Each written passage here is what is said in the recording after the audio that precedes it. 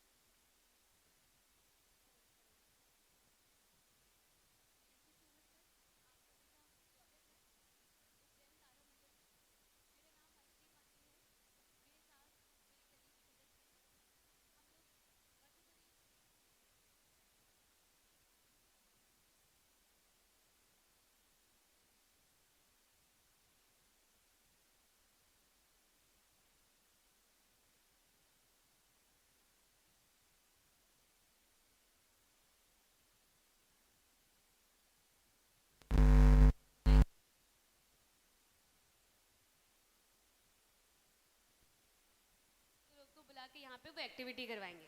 ठीक है, तो यहाँ पे एक्चुअली स्टेम शो क्या है, पहले वो डिस्क्लोज किया जाए कि वो एक्चुअली होता क्या है। स्टेम, कोई फुल फॉर्म जानता है स्टेम का? आप में से कोई स्टेम का फुल फॉर्म जानता है? हैंड रेज कर सकता है कोई एक भी? Science, technology, engineering and mathematics. Very good, fantastic. Science S, technology T, E for engineering, M for maths.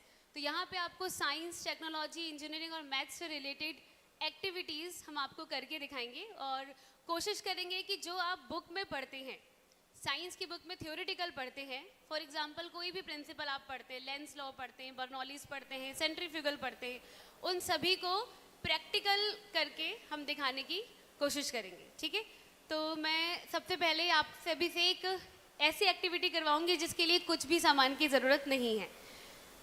हम सभी जब स्कूल में, कॉलेज में कोई साइंस का प्रोजेक्ट बनाते हैं तो एक प्रॉब्लम आती है कि कुछ प्रोजेक्ट के सामान हमको मिलते नहीं है मार्केट में। ऐसा हुआ है? अगर आपने रोबोट बनाना शुरू किया, ड्रोन बनाना शुरू किया, तो ड्रोन की मोटर नहीं मिल रही है, या जो आपको चाहिए उससे कुछ कंपोनेंट्स आपको अवेलेबल मार्केट में नहीं होते, तो हम प्रोजेक्ट को क्लोज कर देते हैं कि नहीं मिल रहा है, छोड़ो, नहीं सीखते। लेकिन क्या साइंस बिना किसी प्रॉप के, बिना किसी सामान के सीखी जा सकती है? क्वेश्चन है आप लोगों से, यस और नो? यस तो आप में से कोई मुझे बताएगा कैसे, जिन्होंने यस बोला है? कोई बता सकते हैं बिना किसी सामान के आप साइंस समझा सकते हैं, सीख सकते हैं या कुछ बता सकते हैं? बिना डरे, देखो इंटरेक्टिव रखेंगे तो आपको भी मजा आएगा, मुझे भी मजा आएगा। कुछ भी अगर आपके माइंड में हो तो ठीक है। साइंस को बिना किसी प्रॉप के या बिना किसी सामान के समझाया जा सकता है। यस कैसे?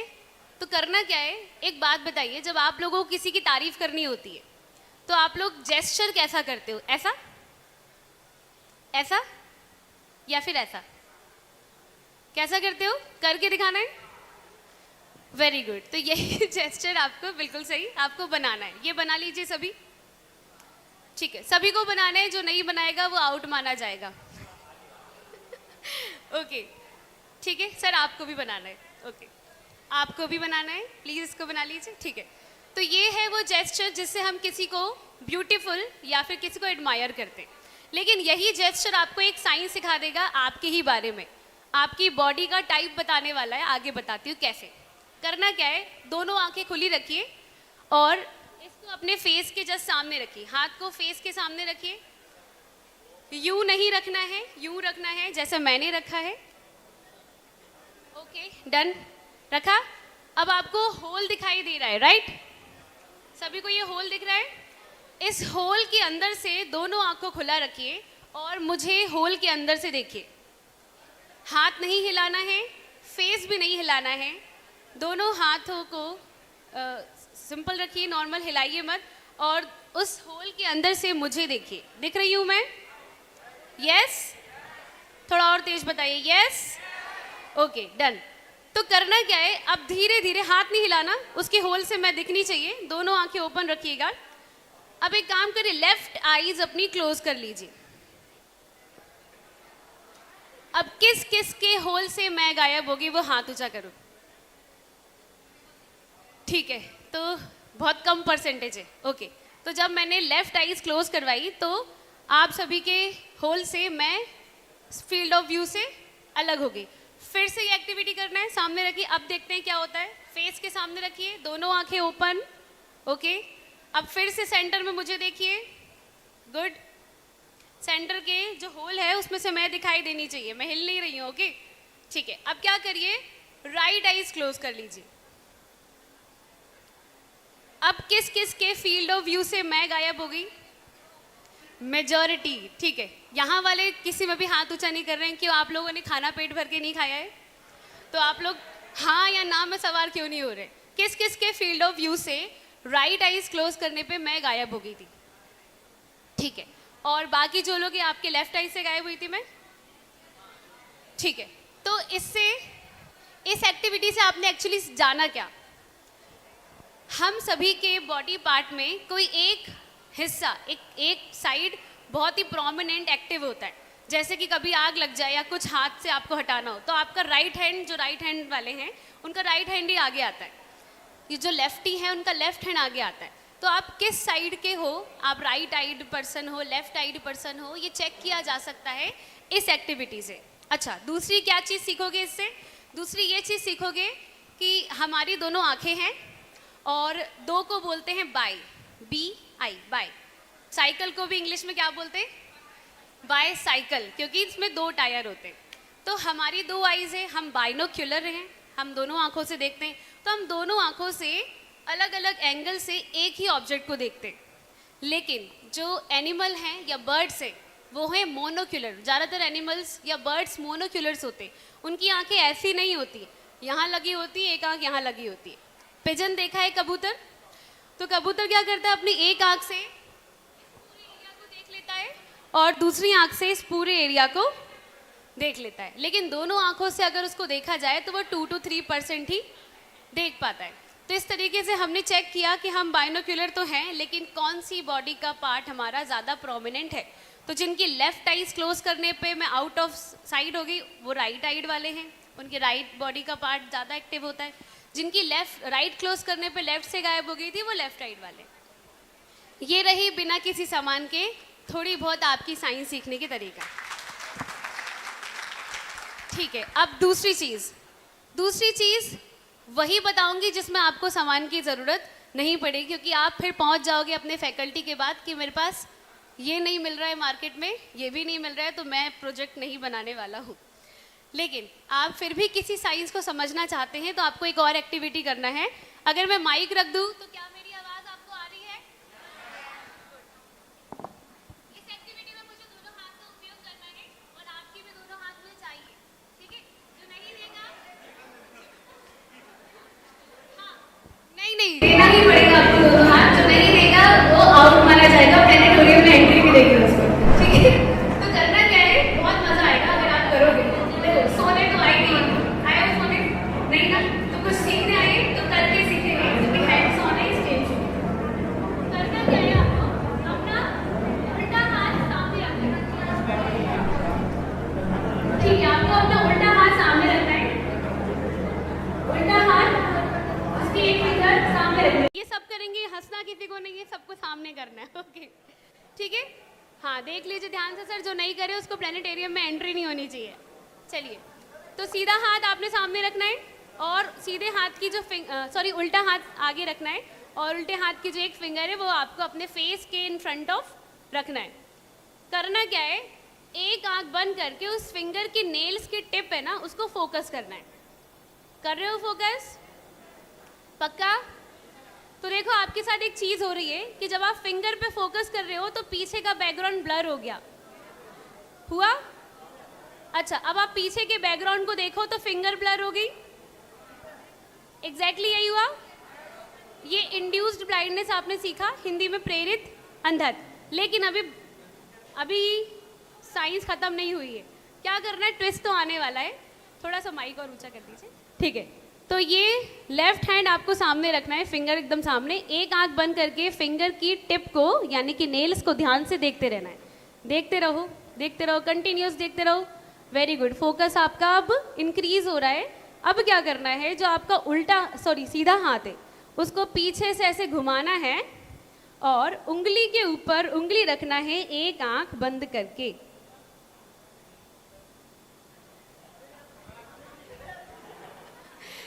बहुत, ये तो दिख गए, फेल हो गए। आप लोग दिखाओ, ठीक है? तो किस किस के साथ ये हुआ? जो यहाँ टच करके फिर ऊपर रखा था, आप सबके साथ हुआ है?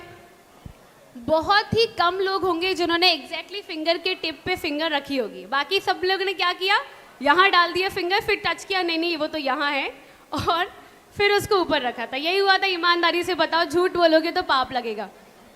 यही हुआ था, ठीक है? तो ये एक्टिविटी में आपने सीखा क्या? इसी एक्टिविटी को मैं एक और तरीके से सिखाऊंगी, तब बताऊंगी कि आपने इसमें सीखा क्या। करना क्या है, मुझे एक वॉलंटियर चाहिए और मैंने कहा था मैं सोने नहीं दूंगी, तो मैं पीछे से लूंगी। आप पीछे सबसे लास्ट में जो आप बैठे हैं सर, हाँ, जो इनको बोल रहे हैं वही। Yes, please come.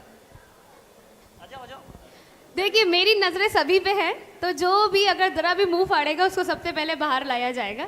सर सही है? यस, ठीक है। नाम क्या है आपका? राहुल मैम। फिर से बोलिए। राहुल। राहुल जी, आपके साथ यही एक्टिविटी हम अलग अवतार में करने का प्रयास करेंगे। तो ये क्या है? कप, जिसमें आप पीते हो पानी या चाय, ठीक है? ये कप मैं लूँगी, आपको नहीं लाया। मुझे किसी के पास कॉइन है, सिक्का, 1-2 रुपए का, 5 रुपए का? हाँ, प्लीज़ वापस दे दिया जाएगा, चिंता की बात नहीं है।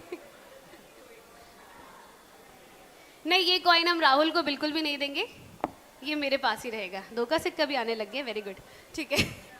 तो ये है मेरे पास 2 का सिक्का, ये है मेरे पास कप, और ये सामने आपके राहुल, ठीक है? राहुल, आपको करना क्या है, मैं इसको रख के फिर बात कर रही हूँ। सुनाई दे रही है मेरी आवाज़? हो जाएगा, कोई दिक्कत नहीं। करना क्या है राहुल, आपको इस सिक्के को इस कप में डलवाना है। आप मेरी हेल्प करोगे, आप बताओगे कि मैम सिक्का डाल दीजिए, छोड़ दीजिए, तो मैं सिक्का छोड़ दूंगी और आपको इस सिक्के को कप में डलवाना है। लेकिन शर्त यह है कि एक आंख बंद करके डलवाना है। समझ में आ गया? बहुत इजी है। आप यहाँ खड़े हो जाओ, हाँ, बस आप सीधे खड़े रहोगे, आपको हिलना नहीं है ना? ठीक है, थोड़ा सा और पीछे कर देते तो मैं। हाँ, और यहाँ पे, ठीक है? ठीक है राहुल, रेडी? रेडी। बोलोगे मैं नहीं करवाऊंगी।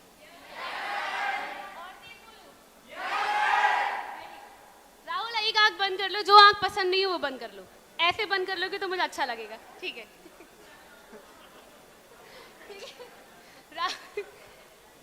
राहुल रेडी हो?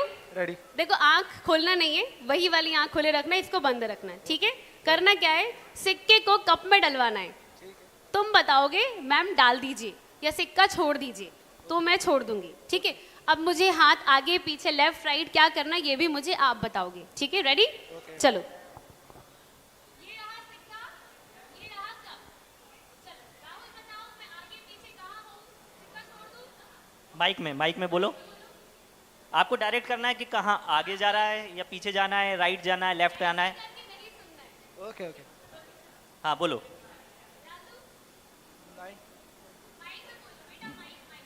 नहीं। राइट बोल रहे हैं। लेफ्ट। लेफ्ट। थोड़ा सा लेफ्ट। हाँ राइट। छोड़ दें।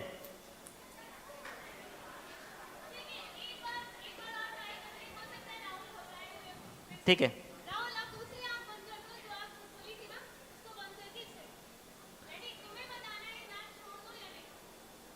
ये रहा सिक्का, ये रहा कप। राइट। फोकस करो। छोड़ दो। छोड़ दीजिए। किसी और को लगता है कि वो एक एक्टिविटी कर सकता है? आ जाओ। ठीक है।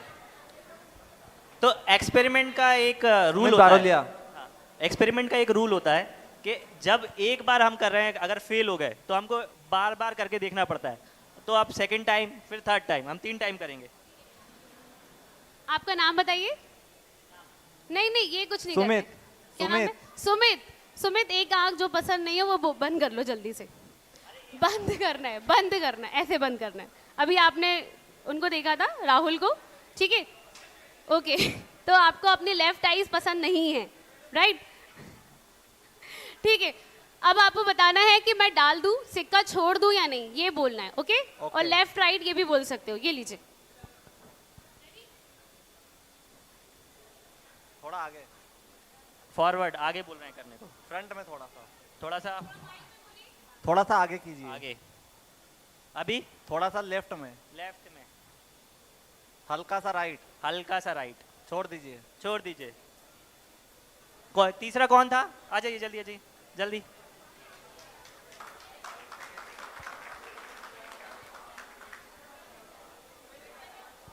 अच्छा ये भी आपने ऑब्जर्व किया होगा, मैं ये वाले कप को बिल्कुल भी नहीं मूव कर रही हूँ, मैं केवल हाथ को ही मूव कर रही थी, ठीक है? जो पीछे खड़े हैं अगली बार उनको बुलाऊंगी, ठीक है? इसलिए आवाज करने वाला सबसे पहले आएगा। आपका नाम क्या है? विजय कुमार। विजय। आंखें बंद कर लो, जो पसंद ना हो। ठीक है जी। थोड़ा सामने की ओर। और सामने हल्का। और सामने है। आगे करो। छोड़ दीजिए।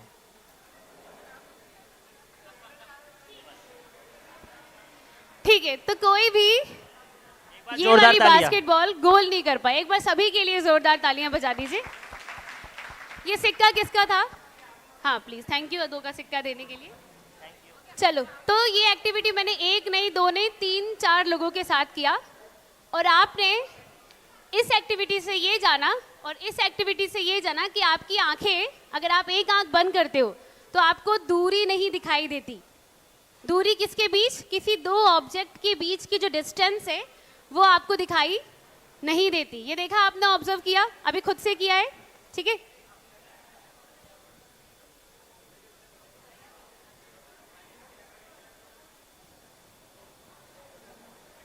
अब यही एक्टिविटी हम एक और तरीके से कर सकते हैं।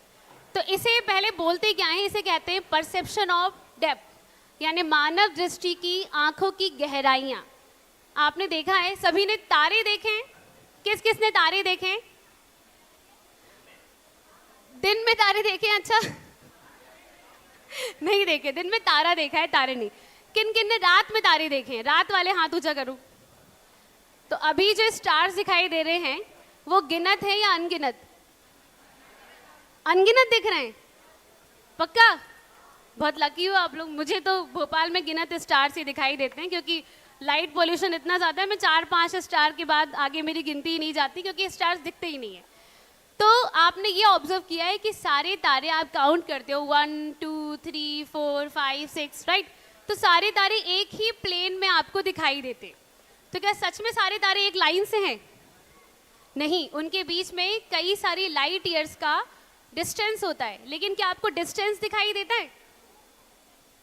नहीं दिखाई देता। क्यों? क्योंकि जो आपने अभी एक्टिविटी करी, ये हाथ वाली और कप वाली, सेम परसेप्शन ऑफ डेप्थ आपकी आईज में क्रिएट हो जाता है, जिसकी वजह से आपको दो ऑब्जेक्ट के बीच में एक पर्टिकुलर एंगल से अगर आप देखो तो डिस्टेंस दिखाई नहीं देती है। ठीक है, तो तीसरी एक्टिविटी करते हैं, और तीसरी एक्टिविटी के लिए मुझे एक वॉलंटियर चाहिए। आ जाइए। हाँ, आ जाइए। जल्दी आ जाइए। कितना अच्छा आपने खुद से बोला, बहुत अच्छी चीज़ है। आ जाइए।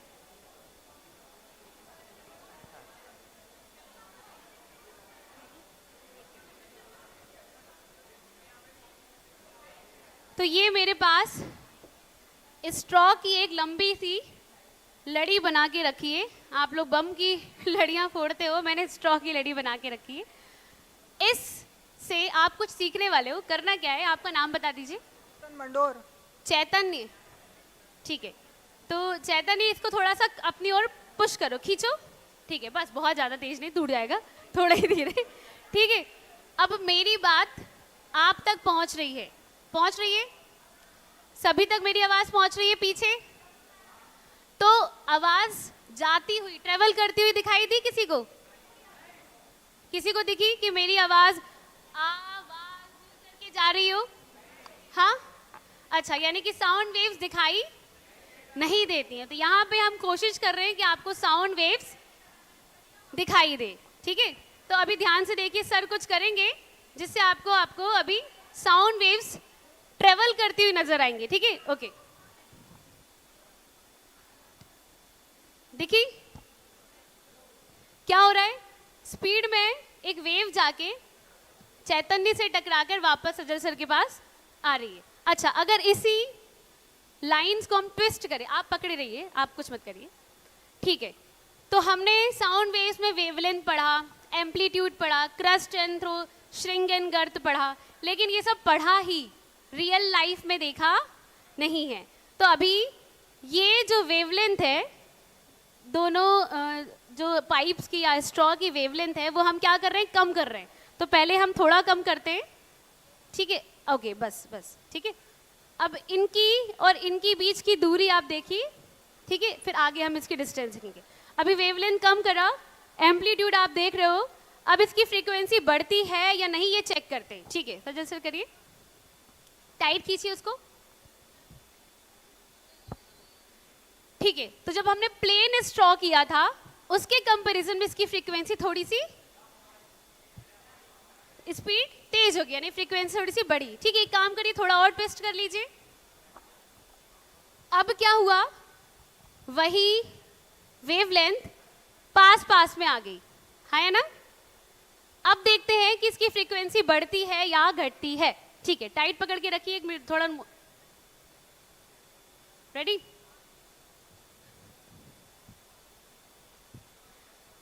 तो जो फ्रीक्वेंसी और वेवलेंथ का कनेक्शन है, दोनों एक दूसरे के अपोजिट हैं। वेवलेंथ बढ़ाओगे तो फ्रीक्वेंसी घट जाएगी, वेवलेंथ घटाओगे तो फ्रीक्वेंसी बढ़ जाएगी। तो जो मेरी बातें आप तक पहुंच रही हैं वो दिखाई तो नहीं दे रही हैं, लेकिन यहाँ पे आपने उस तरीके से उसको देखा कि वो जनरली इस तरीके से आपकी ओर जा रही हैं। ठीक है, थैंक यू, इसको रख दीजिए। अब मैं आगे और भी दिखाऊंगी, लेकिन मैं अब सजल सर को बुलाऊंगी ताकि कुछ एक्टिविटी इनके पास भी है और हम स्विच करते रहेंगे ताकि आप में से कोई सो ना जाए। ठीक है, नमस्ते, मेरा नाम सजल है और मैं सेंटर फॉर क्रिएटिव लर्निंग में साइंस कम्युनिकेटर हूँ। तो सबसे पहले मैं आपको दिखाना चाहता हूँ मैग्नेट के इनविजिबल फोर्स। ठीक है, कोई एक वॉलंटियर आ जाए, आप आ जाओ पीछे से, आ जाओ, जल्दी आ जाओ। अच्छा,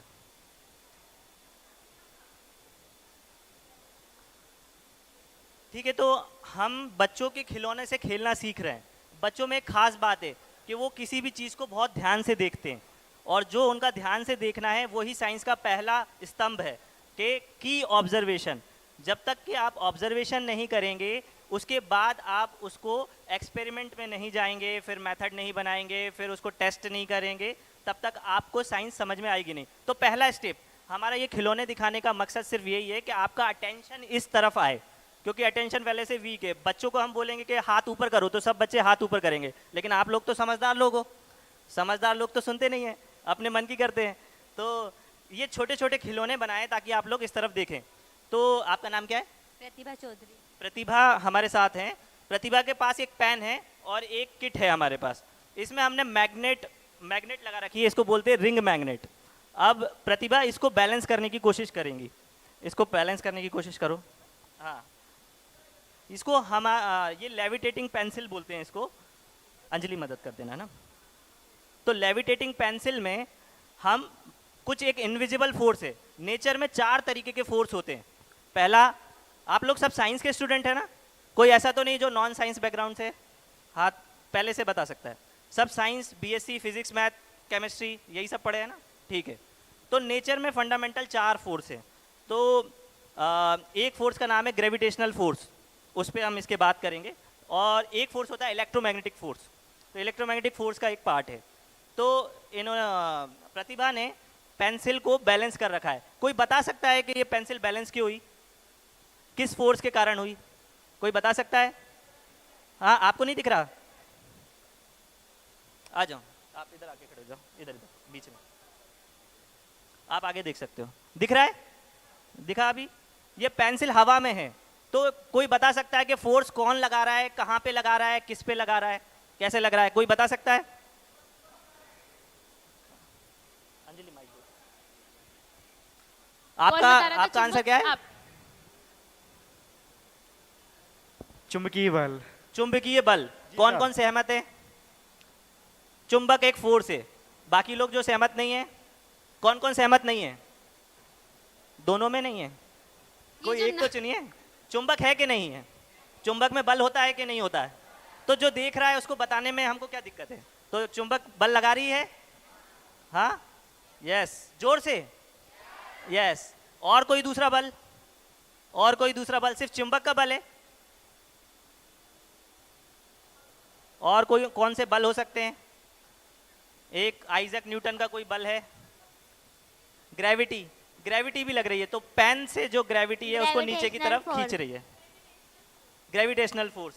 अच्छा, और ये अगर मैं इसको हटा दूं, जो सामने आइसक्रीम की स्टिक जैसा कुछ लगा है, तो ये बैलेंस होगी क्या? क्यों नहीं होगी? क्योंकि ये भी एक फोर्स लगा रही है। ये कौन सा फोर्स है? ये कौन सा फोर्स है जो आपको दिख नहीं रहा है? अरे गलत ही बोलना है यहाँ हाँ, पर, बोल सही सकते नहीं हैं। बोलना है।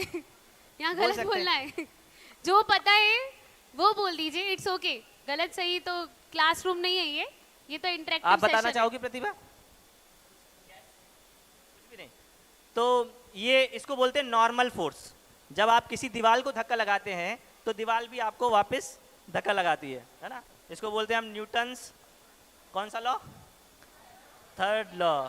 हाँ, तो ये 2 मैग्नेट जो हैं, जो छोटी रिंग मैग्नेट है, ये इसको ऊपर की तरफ धक्का नहीं दे रही, इसको इस आइसक्रीम स्टिक की तरफ धक्का दे रही है। आपको ऐसा लग रहा है कि हवा में तैर रही है तो न्यूटन की ग्रेविटी के अपोजिट धक्का लग रहा है तभी हवा में, लेकिन ऐसा नहीं है। ये जो मैग्नेट है इसमें पेंसिल में, ये रिंग मैग्नेट इसको अपनी तरफ जो है, इसको रिपल्सिव फोर्स लग रहा है इन दोनों के बीच में। आप देख सकते हैं, ये देखो, चेक करो, धक्का लग रहा है। तो ये इसको अट्रैक्ट कर रही है और अट्रैक्ट होके इस पे फोर्स आ रहा है और इसके कारण इसको उतना ही अपोजिट फोर्स मिल रहा है जिससे ये बैलेंस हो रही है। तो एक ये आपको पता चला कि मैग्नेट फोर्स लगाती है। अब मैग्नेट और क्या क्या कर सकती है हम दूसरी एक्टिविटी में देखेंगे। ठीक है, थैंक यू प्रतिभा, है ना?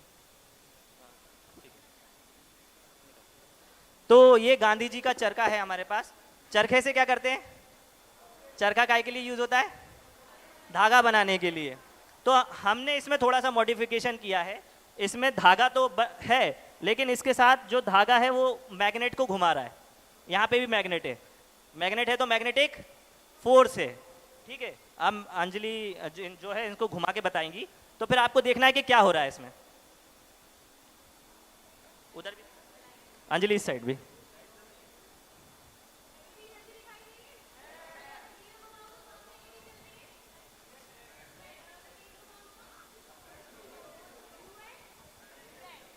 तो मैग्नेट को घुमाने से इलेक्ट्रिसिटी जनरेट हो सकती है। ये किस किस को पता है? पता है क्या बोलते हैं इस प्रोसेस को? ये बोल रहे हैं कि इस प्रोसेस को बोलते हैं इलेक्ट्रोमैग्नेटिक इंडक्शन। तो आपका जो डैम है, यहाँ पे पास में विंड मिल्स लगी हुई हैं और जो टरबाइन्स हैं, है ना, अलग अलग जगह से मैकेनिकल एनर्जी को इलेक्ट्रिकल एनर्जी में कन्वर्ट करने के लिए हम क्या करते हैं, मैग्नेट को और कॉइल को, ये बीच में एक कॉइल भी लगी हुई है जहाँ पे बल्ब लगा हुआ है, इसको कॉइल लगी हुई है। अब ये कॉइल में मैग्नेट के कारण हाँ फ्लक्स चेंज हो रहा है, और जो फ्लक्स चेंज हो रहा है वो क्या कर रहा है, इलेक्ट्रिसिटी इंड्यूस्ड कर रहा है इसमें, तो इसको बोलते हैं इंड्यूस्ड करंट। तो जैसे जैसे आप इसको घुमाएंगे, इसमें एक और खास बात है देखने की, जब आप इसको धीरे घुमाएंगे तो इसमें रेड लाइट जलती है,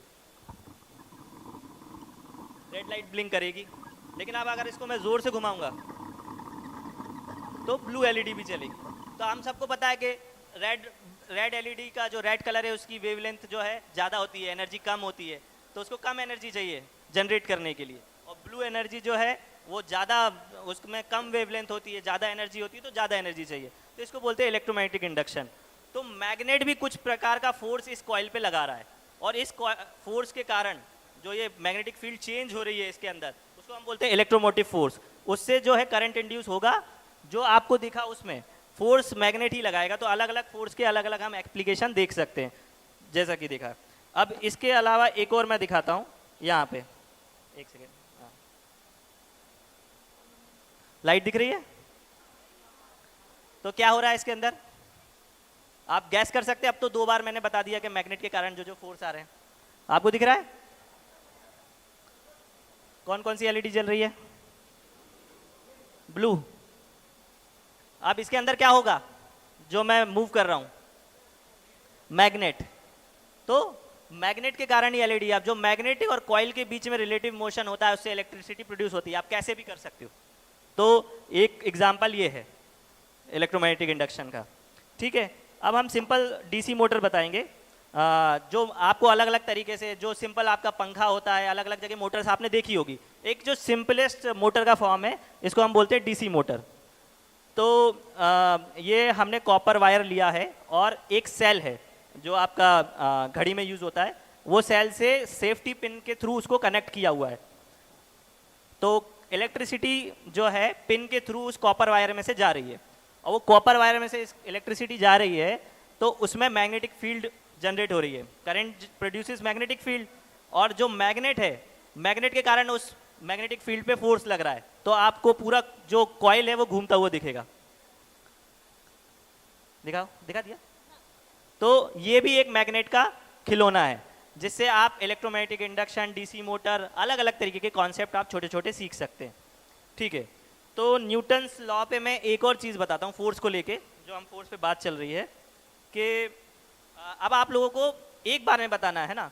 जैसे अगर मैं पूछूंगा कि स्ट्रॉ कहाँ जाना है, तो आप बोलोगे ऊपर, तो सब लोग एक साथ बोलेंगे कि ऊपर या नीचे या साइड या लेफ्ट, है ना, राइट या लेफ्ट। तो मैं आपको एक एक्टिविटी करके बता रहा हूँ, आपसे सिंपल सिंपल क्वेश्चन पूछेंगे, आपको बताना है ना।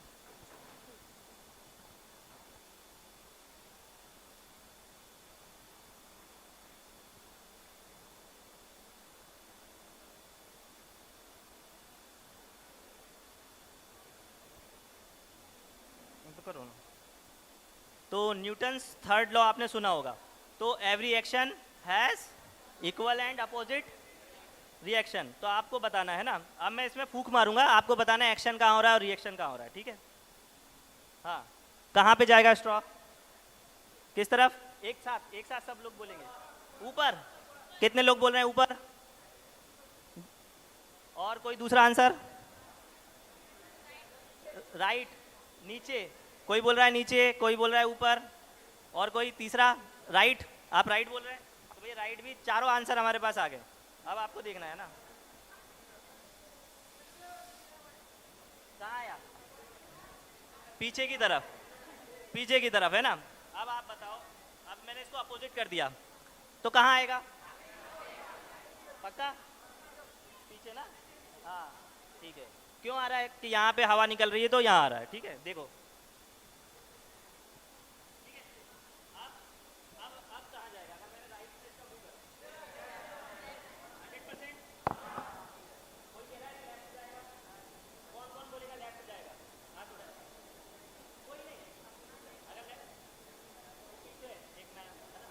आपने बोला कि लेफ्ट जाएगा, बाकी सब क्या बोल रहे हैं? राइट जाएगा। आगे राइट में जाएगा, पहले राइट में जाएगा, है ना। ठीक है, देखते हैं कैसे।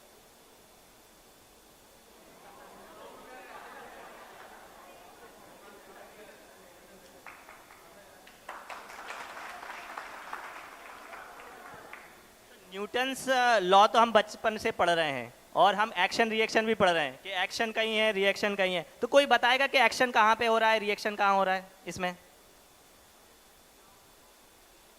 Action force, reaction force. जो ये पाइप है जहाँ से हवा निकल रही है, यहाँ पे जो है एक्शन फोर्स है, सिर्फ एक्शन नहीं है। अगर एक्शन बोलेंगे तो आप कंफ्यूज हो जाएंगे। एक्शन लगा रहे हैं अपने ब्लो से और रिएक्शन वो ट्यूब पे हो रही है। हाँ, अब जैसे गुड़िया ने बोला कि एक्शन मैं लगा रहा हूँ लेकिन रिएक्शन इस पे हो रही है। ये न्यूटन्स लॉ ये बोलता है क्या? एक्शन कोई और लगाएगा, रिएक्शन कोई और देगा। हाँ, जो एक्शन जहाँ पे होगा वहीं रिएक्शन मिलना चाहिए। तो एक्चुअली में हम एक्शन गलती से प्रोनाउंस करते हैं, वो एक्शन फोर्स है, एफ फोर्स है। वहाँ पे आप जब रिप्रेजेंट करते होगे तो F12 is equal to minus F21, तो एक्शन फोर्स है। तो फोर्स जो है थ्रस्ट है, जो कि हवा के कारण यहाँ लग रहा है। तो फर्स्ट टाइम जैसे ही मैं ब्लो करूँगा तो फोर्स का डायरेक्शन इस तरफ है, और जैसे ही मैं ब्लो करता हूँ ये पाइप थोड़ा सा घूम जाता है इस तरफ, फिर इसका डायरेक्शन फोर्स का क्या है? ऊपर की तरफ है। तो फिर ये नीचे लेके जाता है, नीचे लेके जाता है, तो हमेशा इसको टेंजेंशियल फोर्स जनरेट होगा। और जब टेंजेंशियल फोर्स जनरेट होगा तभी जो है सर्कुलर मोशन पॉसिबल है। जैसा कि अर्थ और सन के बीच में, अर्थ और सन के बीच में भी जो है टेंजेंशियल कंपोनेंट ऑफ फोर्सेस आते हैं, इसके कारण ही अर्थ जो है सन के चारों तरफ घूम पाती है। सेम प्रिंसिपल हमको अलग अलग जगह अप्लाई करना है। तो साइंस का काम क्या है? एक जगह ऑब्जर्वेशन करना, और ऑब्जर्वेशन करने के बाद उसके बार बार एक्सपेरिमेंट करना। अलग अलग तरीके से एक्सपेरिमेंट करने के बाद जो डेटा सेम है उसको पूरे यूनिवर्स पे इम्प्लाई करना, जिसको न्यूटन ने बोला यूनिवर्सल लॉज। कि अगर जो एप्पल है, एप्पल को अगर धरती खींच सकती है तो चांद को भी खींच सकती है क्या? एप्पल तो हजारों सालों से हमको पता था कि एप्पल को धरती खींचती है, लेकिन चांद को भी क्या खींच सकती है? ये न्यूटन ने सवाल पूछा, और सिर्फ सवाल नहीं पूछा, फिर उन्होंने एक्सपेरिमेंट किया, कैलकुलेट किया, और एग्जैक्टली वही फोर्स निकाला जो एप्पल और अर्थ के बीच में है, वही मून और अर्थ के बीच में। उन्होंने कैलकुलेट करके रेडियस दिया। तो साइंस का मतलब सिर्फ देखना और लॉजिकल रीजनिंग करके छोड़ देना नहीं है, एक्सपेरिमेंट करना है, उसके बाद उसको इम्प्लाई करना है अलग अलग जगह। तो इसको बोलते हैं न्यूटन का जीनियस।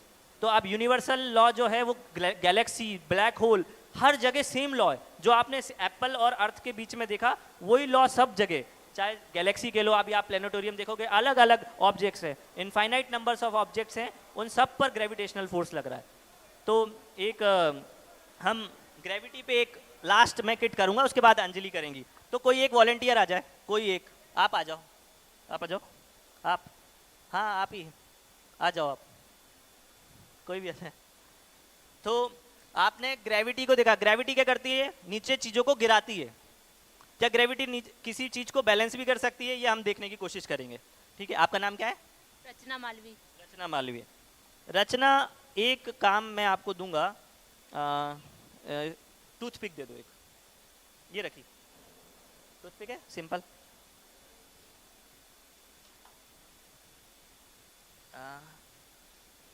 तो रचना को एक टास्क है कि आपको ये एक टूथपिक है, नहीं है,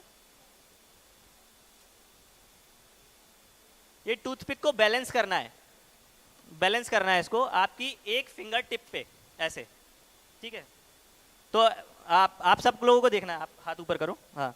तो इसको बैलेंस करना है ऐसे, कैसे हो, ऐसे हो सकता है क्या? आप करने की कोशिश करो। कहाँ पे इनको उसको रखना पड़ेगा कि वो बैलेंस हो जाएगी? सेंटर में। क्यों? सेंटर ऑफ मास। तो सेंटर ऑफ मास एक ऐसा पॉइंट है जिसके अलोंग सारा मास डिस्ट्रीब्यूटेड है, और जो पॉइंट जो ये सेंटर ऑफ मास है इसके अलोंग ग्रेविटी काम करती है। तो जो ग्रेविटी इसको नीचे खींच रही है, उंगली के कारण नीचे नहीं आ पा रहा है, तो नॉर्मल फोर्स आ रहा है, बैलेंस हो गया। ठीक है, बैलेंस का कंडीशन सेटिस्फाई। अब मुझे इस सेंटर ऑफ मास को इस टिप पे लेके जाना है। लेके जा सकता हूं क्या? हम चेंज कर सकते हैं क्या centre of mass? Yes, no? कैसे? कुछ एडिशनल मास वहां पे लगा सकते हैं। तो एक सिंपल से मैंने रबर लेके ये मास लगा दिया। अब इसको, अब कहाँ चला गया इसका सेंटर ऑफ मास? जहां पे वेट है वहां पे। आप बैलेंस करो इसको, कहाँ पे करोगे? अब ये क्या सेंटर में बैलेंस होगा? नहीं होगा, नहीं होगा ना? हाँ, आप बताओ कहाँ जा रहा है?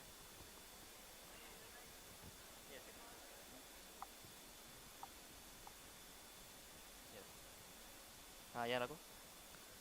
उस तरफ है, अभी वहां पे भी रखने के बाद भी वो उस तरफ गिर रहा है, मतलब सेंटर ऑफ मास इस पॉइंट के भी बियॉन्ड है, यहाँ आ गया। अब इसके और आगे लेके जाना है मुझे, वो टिप पे बैलेंस चाहिए मुझे, कि वो टिप पे बैलेंस हो जाए। क्या करूं? और मास ऐड करना है, तभी तो और आगे जाएगा। ठीक है, एक कोशिश करते हैं। एक जुगाड़ लगाई मैंने, इसको ऐसे लगा दिया, मास आगे लग गया। कहाँ गया सेंटर ऑफ मास? दोनों के बीच में, बॉडी के अंदर, बॉडी के बाहर? बॉडी के अंदर ही रहेगा ना। तो कहाँ पे? यहाँ पे कहीं बैलेंस होगा। यहाँ पे करो, यहाँ पे इन दोनों बॉडी के बीच में बोल रहे हैं वो। नीचे रखो, आप भी नीचे रखो। तो ठीक है, सेंटर ऑफ मास यहाँ आ गया। अब वापस मुझे टिप की तरफ लाना है। क्या करें? दूसरी तरफ भी उतना वेट लगा दूं?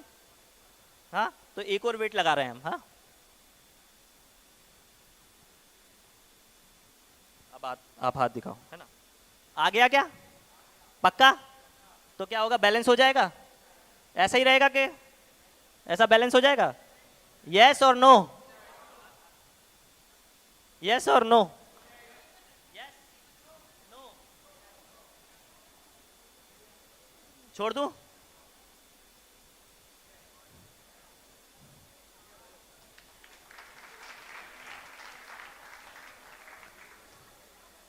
सेंटर ऑफ मास बॉडी के अंदर है कि बाहर? अभी अंदर है। चलो, ये थोड़ा सा और उसको टफ बना रही हैं, लेकिन जो सेंटर ऑफ मास है उसके अलोंग ही ग्रेविटी लग रहा है, नहीं जा रहा। ठीक है, इसके साथ एक और एक्सपेरिमेंट करते हैं। इसकी तरीके की 15 किट हम बना सकते हैं बच्चों के साथ, और टीचर्स के साथ वर्कशॉप करते हैं। तो हम इस पे अलग अलग एक्सपेरिमेंट करते हैं, उसको नोट डाउन करते हैं। लेकिन ये शो है तो आपको एक दिखाने की कोशिश है। फिर आप जाके ऐसी तरीके की किट बनाइए, अपने बच्चों के साथ शेयर करिए। ठीक है, तो इसमें एक और मैं चेंज करता हूँ, आपको बताना है क्या होगा। अब ये पूरे मास को पीछे की तरफ मैंने, अब क्या होगा? कोई बता सकता है क्या होगा? जिसने बोला था बैलेंस हो जाएगा उन लोगों से पूछूंगा, क्योंकि जिन्होंने बोला बैलेंस नहीं होगा तो वो तो सही बात है, लॉजिक यूज कर रहे थे। आप में से कौन बताएगा? आप लोग बोल रहे थे कि बैलेंस हो जाएगा। आप बताइए, मैंने इसको पीछे खींच दिया तो क्या होगा? क्या होगा? क्या होना चाहिए? सेंटर ऑफ मास कहाँ जाना चाहिए? पीछे। तो बैलेंस कहाँ होना चाहिए? दिखाओ।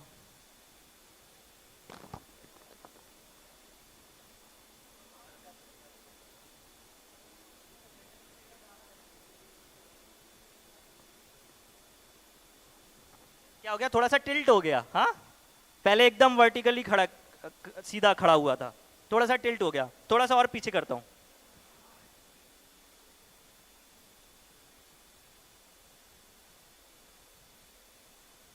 अब क्या हुआ? क्या हो गया? अब सेंटर ऑफ मास कहां था पहले और कहां आ गया? ये मुझे बताओ, कहां पे था पहले? कहां था सेंटर ऑफ मास? वो टिप पे था। अभी कहां है? बीच में। तो बैलेंस वहां क्यों हो रही है? अगर बीच में होता तो यहां बैलेंस होना चाहिए था ना। इतनी देर से मैंने इसीलिए तो सब तरीके के एक्सपेरिमेंट सिखाए आपको, कि पहले बिना वेट के दिया, सब करा, उसके बाद अब कहां पे है सेंटर ऑफ मास? अभी भी टिप पे ही है। इसके पहले अगर मैं इसको आगे करूंगा वेट को, तो ये बॉडी के बाहर चला जाता है, जो कि एकदम अनइमेजिनेटिव है। अभी ये टिप पे है, इसीलिए ये हॉरिजॉन्टल बैलेंस है। अगर मैं बॉडी के बाहर कर दूंगा, इस पॉइंट के और आगे ले जाऊंगा, तो वो पॉइंट अर्थ की तरफ आएगा और इसको वर्टिकल कर देगा। तो बॉडी के बाहर होना चाहिए वर्टिकल खड़े होने के लिए। तो सेंटर ऑफ मास बॉडी के बाहर हो सकता है, किसी भी बॉडी का पूरा जो वेट है वो बॉडी के बाहर भी हो सकता है। ये काउंटर इंट्यूटिव है कि नहीं है? यही हम लोग पढ़ते हैं और ये लोग हम समझाने की कोशिश करते हैं कि एक टिपिकल है, इसको समझने में लॉजिकल नहीं आएगा, लेकिन आप बिना देखे नहीं समझ पाते। तो थैंक यू। अब अंजलि अपनी अलग अलग और जो एक्टिविटीज़ है वो करवाएगी, है ना? Thank you. ठीक है, बात सेंटर ऑफ मास और सेंटर ऑफ ग्रेविटी की हो रही है, तो एक एक्सपेरिमेंट और करते हैं। मैंने आपको सबसे स्टार्टिंग में कहा था science without prop. Science without prop यानी बिना किसी सामान के, ये सामान के साथ सर ने सीजी समझाया सेंटर ऑफ ग्रेविटी। अगर आपके पास सामान ना हो, इरेजर तक ना हो, तो आप क्या अपनी बॉडी से सेंटर ऑफ ग्रेविटी समझा सकते हैं? यस, प्लीज आ जाइए। हाँ जी, कैसे समझाएंगे? ठीक है, तो आपका नाम बताइए। तो मैं विजय के साथ एक एक्सपेरिमेंट करूंगी, सभी ध्यान से देखेंगे। मुझे एक दीवार चाहिए, तो आप सभी का फोकस थोड़ा सा यहाँ आ जाना चाहिए, ठीक है? नहीं, कैमरा पूरा 360 हो जाए यहाँ पे। तो ये दीवार है विजय, ठीक है? तो एक बार आप करके दिखा दीजिए कैसे। झुक नहीं पाएंगे अभी, आप इजीली झुक सकते हो। लो, मैं झुक के दिखा जैसे अपन देती अभी इजीली झुक सकते हैं ऐसे, हूँ। ओके, ठीक है, क्योंकि अपना बीच में सेंटर ऑफ मास। यस, अगर अपन पीछे जाएंगे तो यहाँ से अपन झुक नहीं पाएंगे, क्योंकि अपना सेंटर ऑफ मास वो चेंज हो जाता है। ठीक है। अच्छा, आप बोल रहे हैं कि सेंटर ऑफ मास चेंज हो जाता है। मैंने आपके अंदर वेट बढ़ाया घटाया कुछ किया? नहीं किया। तो ड्यू टू शायद क्यों चेंज हो जाता है? अपनी पोजीशन के कारण चेंज होगा क्या? लॉजिकली चेंज होगा क्या? सेंटर ऑफ मास बोल रहे हैं चेंज हो जाएगा। अगर यहाँ खड़े हैं और दीवार से टिक के खड़े हैं तो बोल रहे हैं कि सेंटर ऑफ मास चेंज हो चेंज जाएगा। हो जाता है। यस, सही बात है क्या? आप बताओ, लॉजिकल ठीक है क्या? जब लॉजिकल तो ठीक नहीं, लेकिन होता है। लेकिन तो साइंस का पहला ही प्रिंसिपल है, जो गैस होना चाहिए वो लॉजिकल होना चाहिए। लॉजिकल, हाँ, तो मुझे नहीं पता नहीं, आपको पता नहीं है। तो सेंटर ऑफ मास चेंज नहीं होता, सेंटर ऑफ मास चेंज नहीं होता, सेंटर ऑफ मास वही रहता है। आप पीछे पैर करके खड़े रहो। हाँ, अब आप झुकोगे तो झुकने के लिए क्या करना पड़ेगा आपको? आपका सेंटर ऑफ मास शिफ्ट करना पड़ेगा, लेकिन आपकी दीवार जो है आपको वो शिफ्ट नहीं करने देगी, ठीक है? तो चेंज नहीं होगा, आपको सेंटर ऑफ मास अपना बॉडी का शिफ्ट करना पड़ता है, तब जाके आप झुक भी जा। आपको पीछे की तरफ वेट लेके जाना पड़ता है ना? हाँ, मैंने लेकिन एक बार इनके लिए जोरदार ताली। इन्होंने कोशिश तो की। एक मिनट, पिक्चर अभी बाकी है मेरे दोस्त। इधर आ जाइए और साइड आओ। देखो, सेंटर ऑफ मास सर ने बोला हम चेंज नहीं करते, शिफ्ट कर सकते हैं, है ना? एक और एक्टिविटी करते हैं, उससे ट्राई करते हैं कि क्या हम शिफ्ट कर सकते हैं या नहीं, ठीक है? शोल्डर आपको इस दीवार से लगाना है, ऐसे जैसे मैं खड़ी हूँ, ठीक है? आपको अपना कमर इस दीवार से टच करना है और एंकल, पैरों का जो एंकल है, एड़िया, वो दीवार से टच करना है, ठीक है? ऐसे नहीं, हवा में नहीं, जमीन पे रख के टच करना है, नॉर्मल। आप सीधे खड़े हो जैसे खड़े होते हो आप, नॉर्मल। हाँ, यस, बस एंकल। ध्यान से सुनिए, एक मिनट, ध्यान से सुनो, करना क्या है, सिंपल है। 3 चीज दीवार से टच करो, शोल्डर डन, कमर, एंकल, एंकल, ओके? अब आपको अपना ये वाला पैर ऊपर उठाना है, दीवार से टच होने के बाद नहीं उठा नहीं उठा पाएंगे, पाएंगे, क्योंकि इसमें भी अपना वो शिफ्ट हो रहा है। यस। तो सेंटर ऑफ ग्रेविटी पे आपने जो किट्स देखी छोटी छोटी, वो बिना किसी सामान के भी आप करके अपने क्लास के बच्चों को या खुद को ही समझा सकते हो कि सेंटर ऑफ ग्रेविटी शिफ्ट हो रही है। आपको अगर एक पैर उठाना है तो आपकी बॉडी का कुछ पोर्शन इस साइड शिफ्ट होगा, तो आप इजीली उसको उठा सकते हो। थैंक यू विजय। मेरा मतलब चेंज से नहीं था, शिफ्ट करने से था, लेकिन मैंने बता नहीं पाया। नहीं, आप सही थे, वो आप बिल्कुल सही हो, आप हमेशा सही रहोगे। ठीक है, चलो एक एक्टिविटी और करते हैं। आप सभी ने खाना खाया है, मुझे पता लग गया है, ठीक है? खाना खाया है तो अब सभी के फेफड़े में होगी जान, ठीक है? तो अब हम चेक करेंगे सबके फेफड़ों की शक्ति, लंग्स पावर, ठीक है? किसके लंग्स में कितनी पावर है। इसके लिए मुझे कुछ वॉलेंटियर चाहिए, तो मैं बुलाना चाहूंगी आपको। यस, प्लीज आ जाइए, आ जाइए। देखिए, मैं चुनिंदा लोगों को चूज करके रखा है, मैं बताऊंगी कौन आएगा। सबसे आगे जो आप बैठे, सर प्लीज आप आ जाइए। सर के लिए जोरदार तालियां। दूसरा, आप आ जाइए। एक फीमेल भी आप आ जाइए, आ जाइए। फीमेल भी 2 हो गए। जो सबसे ज्यादा मस्ती करेगा उसको बुलाऊंगी, तो मेरी नजरें तुम पे हैं। पीछे आप आ जाइए। अरे अभी पिक्चर बाकी है, बोला ना, बहुत एक्टिविटी है, अभी टेंशन नहीं लेना है, आ जाओ। हाँ नहीं, 3 काफी, 3 काफी। कौन है? किसने मुंह छुपाए? प्लीज आप भी स्टेज पे आ जाइए। ठीक है, तो ये देखो मेरे पास है एक बलून, एक पन्नी है, एक बलून है, और इस बलून, इस पन्नी की मदद से मैं आप सभी ने खाना खाया और आपके फेफड़ों का दम मैं चेक करके दिखाऊंगी। कितने लोग चाहते हैं कि मैं चेक कर लूं? अच्छा, हैंड्स डाउन, थैंक यू। कितने लोग चाहते हैं कि मैं उनकी लंग पावर चेक कर लूं? काफी है, ठीक है। इनके बाद आपको बुलाया भी जा सकता है। करना क्या है आपको,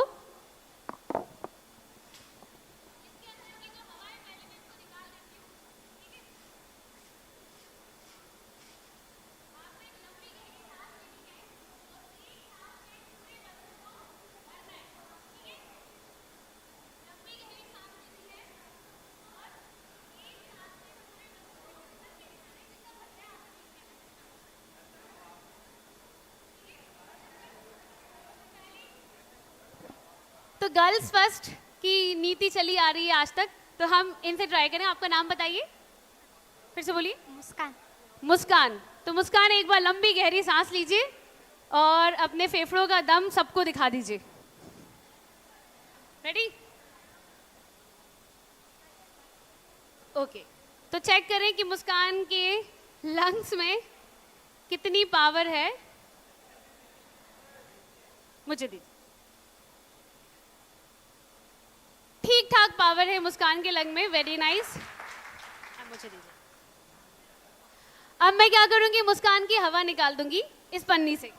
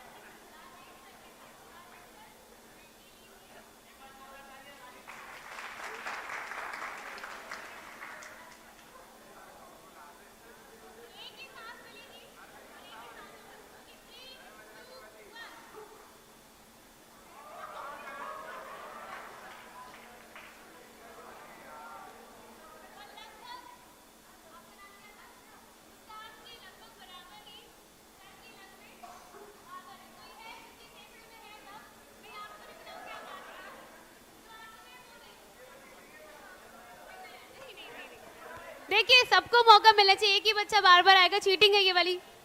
आ जाइए। इतने भी बहुत बड़ी संख्या में हो कि मुझे सबका फेस पहचान में आ गया। नाम बताइए। विवेक। आपको लगता है आपके लंग में इनसे ज्यादा पावर है? चेक कर लेते हैं।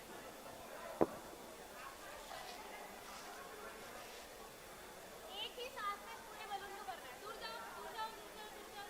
नाम बताओ। ओके।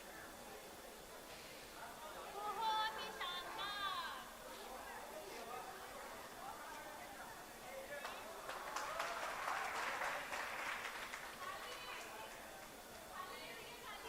तालियां नहीं, कोई और है जिसकी लंग में और ज्यादा ताकत हो?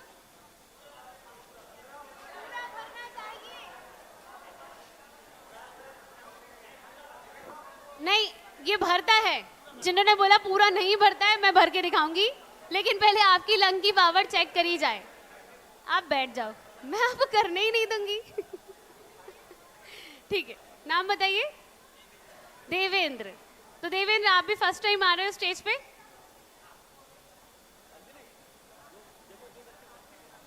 हाँ, ठीक है। आप पीछे गर्ल्स प्लीज बैठ जाइए, प्लीज। ठीक है, बिल्कुल सही करा आपने, बहुत ट्रिक अपनाई है, बहुत मोड़ा है उसको। ओके रेडी, लंबी गहरी सांस लीजिए और 3 2 1 गो। हाँ भैया, भरना है भरना है। ओके ओके ओके,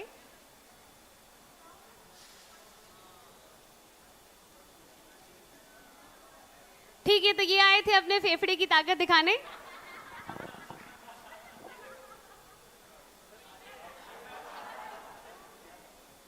अगर किसी को ऐसा लगता है जो वो पूरा भरे, पूरा भरना चाहिए, पूरा भर दोगे, पूरा भरना चाहिए। बहुत देर से पूरा हो full। रहे हैं यार, इनको बुला लो, आ जाओ।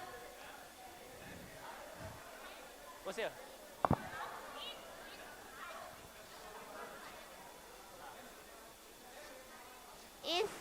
इसके अंदर अगर हम मैग्नेट डाल देंगे तो हम इसको पूरा फुगा सकेंगे। मैग्नेट, हाँ, उससे उसका जो वो मास है वो उधर आ जाएगा तो वो पूरा फूल। हाँ। मुझे से उतनी ताकत नहीं लगेगी, आप ही को फुलाना पड़ेगा मैग्नेट डाल के। हाँ,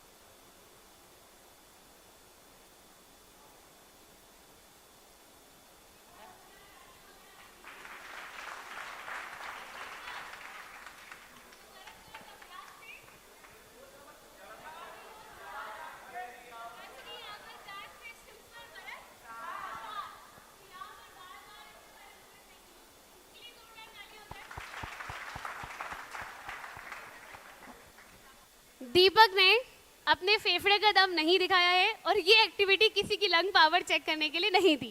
दूसरी चीज, इसको भरने के लिए एक साइंस का उपयोग किया गया।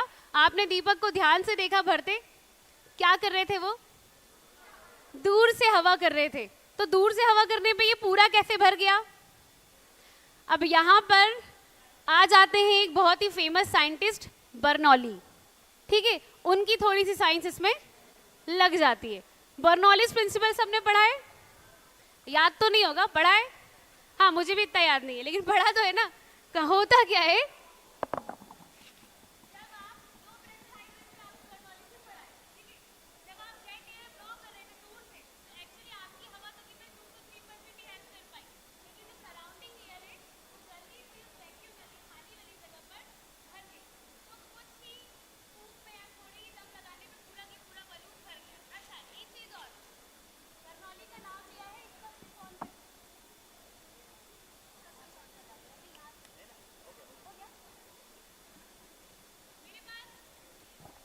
एक गन है जिससे हम फिल्मों में हीरोइनों के बाल उड़ाते हैं ठीक है, इससे क्या उड़ा सकते हैं, चलो चेक करते हैं। बर्नौली का नाम लिया है तो 2-3 चीजें तो बर्नौली की सीख के ही जाएंगे, ठीक है।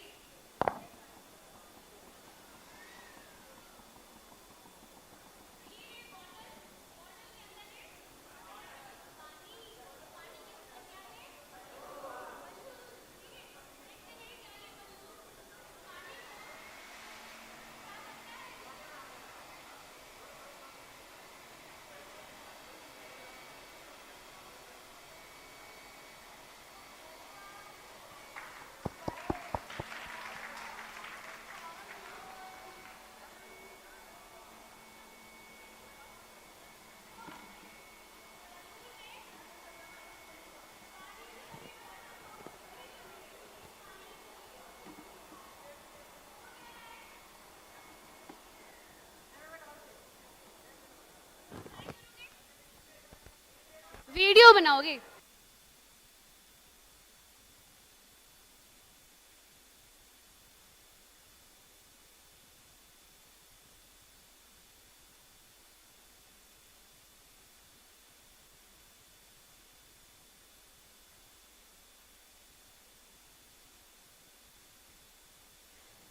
एक चीज और सीखी, एक बार में तुम्हारा एक्सपेरिमेंट सफल हो जाए तो तुम कोई साइंटिस्ट नहीं हो। बल्ब का आविष्कार किसने किया था? Thomas Alva Edison. पूरा अच्छा से रटाफिकेशन किया है। कितनी बार फेल हुए? 9,999। 10,000 बार फेल होने के बाद क्या बना दिया? बल्ब बना दिया। तो आप तो एक ही बार फेल हुए हो, आप अगर ट्राई करोगे तो मल्टीपल टाइम फेल हो सकते हो। यही साइंस का कमाल है। और जितनी बार फेल होगे कुछ ना कुछ सीखने को जरूर मिलेगा। लो वीडियो वाले निराश नहीं हो, एक बार फिर उड़ा देते।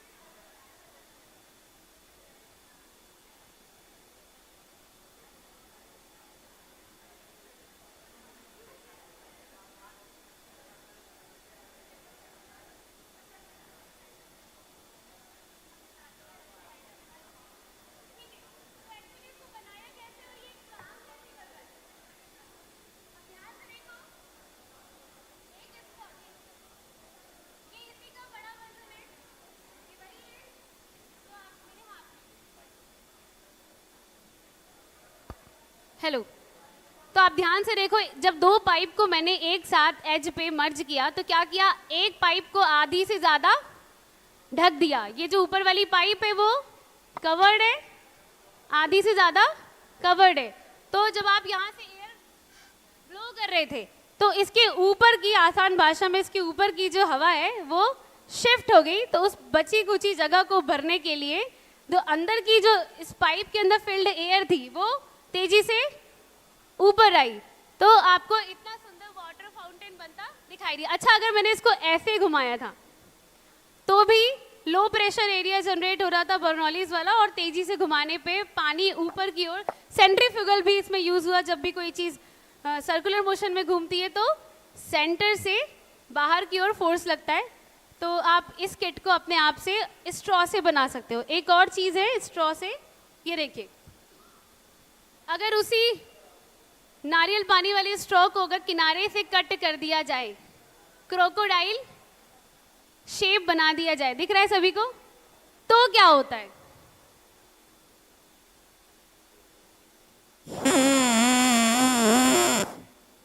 एक बहुत ही फटे बांस की आवाज निकल सकती है। तो आप इससे अगर इसकी वेवलेंथ चेंज, अगर इसमें इसकी हाइट चेंज करो, इसकी जो डिस्टेंस है, इसकी जो लेंथ है उसको चेंज करूँ अगर, तो देखिए क्या होता है। वैसे मैंने ऑलरेडी इसको छोटा कर दिया है, मैं दूसरी पाइप का यूज कर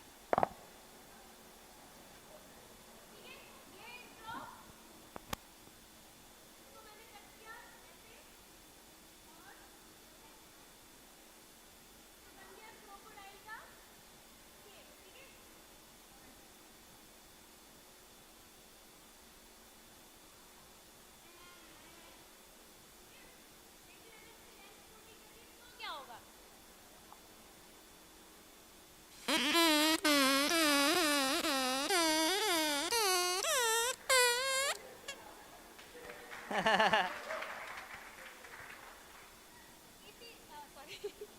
अगर ठीक है, आपने इसकी अलग अलग फ्रीक्वेंसी, अलग अलग पिच इसकी सुनी साउंड की, अगर मैं इस पूरी जो स्ट्रॉ है इसको काट काट के छोटी ना करके इसके बीच बीच में होल कर दूं तो क्या होगा? ठीक है, चेक करें।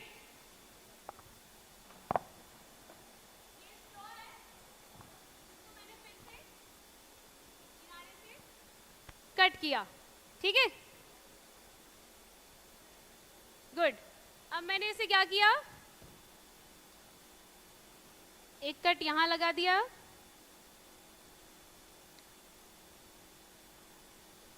एक यहां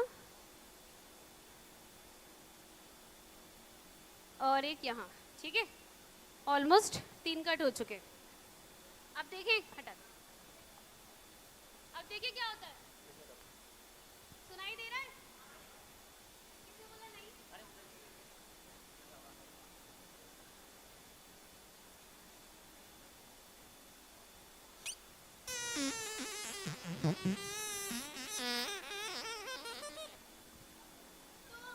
एक स्ट्रॉ में कई सारे होल करके आप बांसुरी बना सकते हो, हालांकि ये बेसुरी बनी, पर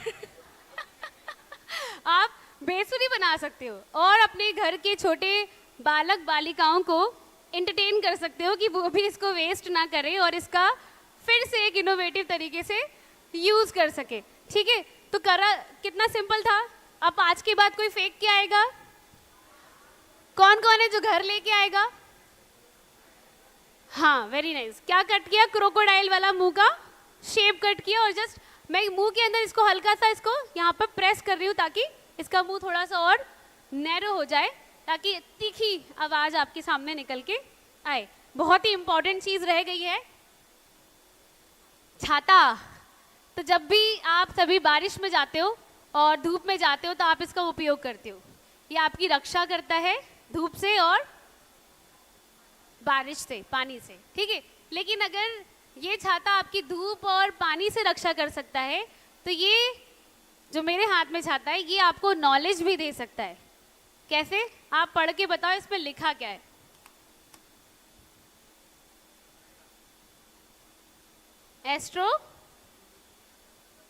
एस्ट्रो अम्ब्रेला लिखा हुआ है। इसके पीछे क्या है? यस, पूरा की पूरा तारा मंडल। तो ये जो आप रियल नाइट स्काई में छत पे इतने सारे स्टार्स एंड कॉन्स्टलेशन देखते हो, ये उसी का ही रेप्लिका है। और यहाँ पर इस छाते के माध्यम से हम आपको ढेर सारे स्टार्स एंड कॉन्स्टलेशन समझाने का प्रयास करेंगे।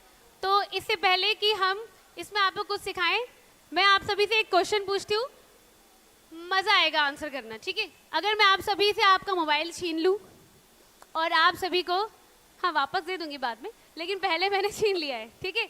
और आप सभी को एक नाव में, ठीक है, आप सभी को एक नाव में बिठा दूं और अमावस्या की रात में बीच समुद्र में छोड़ के चली आऊं और बोल दूं कि आप साउथ साइड चले आइएगा, तो आप लोग कैसे आओगे वो मुझे बता दो। कौन बताना चाहेगा? नहीं, मोबाइल नहीं है, कंपास नहीं है आपके पास, आपको नाव में बिठा दिया सभी को, अमावस्या की रात है, बीच समुद्र में छोड़ दिया, कहा कि साउथ डायरेक्शन में आ जाना, तो पानी में दिशा कैसे पता करोगे? कौन कौन से स्टार से? कौन सा? ध्रुव तारा। अच्छा ठीक है, ध्रुव तारे से पता करोगे। ये मान के चलो लाइट पूरी स्टार से, पता कैसे पढ़ोगे ध्रुव तारा कौन सा है? लिखा तो रहता नहीं नाम, चंद्रमा के पास होता है नहीं। दूसरा, सबसे ज्यादा चमकीला होता है, ये भी मिथ है। तीसरा बताओ। यस, जो लोग समझते हैं उन्हें सप्तऋषि के पास होता है, लेकिन सप्तऋषि कैसे ढूंढोगे? सप्तऋषि क्या होता है? अच्छा, सर कह रहे हैं ऐसे कुछ होता है। तो आपने कभी रियल लाइफ में सप्तऋषि देखा है? यस, देखा है। तो उसका आकार आप बना सकते हो कैसा होता है? इसमें तो मैं दिखा दूंगी, रियल लाइफ में आपने देखा है? ऐसा होता है, हल के समान होता है। ठीक है, काफी हद तक आप सही हो। तो आप सभी ने क्वेश्चन मार्क देखा है? एक बड़े चम्मच की आकृति देखिए, बस वही सप्तऋषि तारामंडल है। तो आपको समर्स में, गर्मियों में भी दिखने वाला है वो। आपको 7 स्टार्स इस तरीके से एक बड़े स्पून, बिग डिपर या बिग स्पून भी कहते हैं उसको, उसकी आकृति में आपको दिखाई देंगे। उन 7 स्टार्स के 2 प्रोमिनेंट स्टार्स होते हैं स्टार्टिंग के, दूभे एंड मिराक कहते हैं, हिंदी में उन्हें क्रतु एंड पुलाहा कहते हैं। सप्तऋषियों के नाम पे वो स्टार्स हैं, क्रतु, पुलाहा, पुलत्स, अत्रि, अंगिरस, वशिष्ठ, लास्ट में मारीची। तो जो अत्रि, क्रतु एंड पुलाहा हैं, दूभे एंड मिराक हैं, उन दोनों की मदद से आप 5 कदम आगे जाएंगे तो आपको ध्रुव तारा दिखेगा। अभी दिखाती हूँ।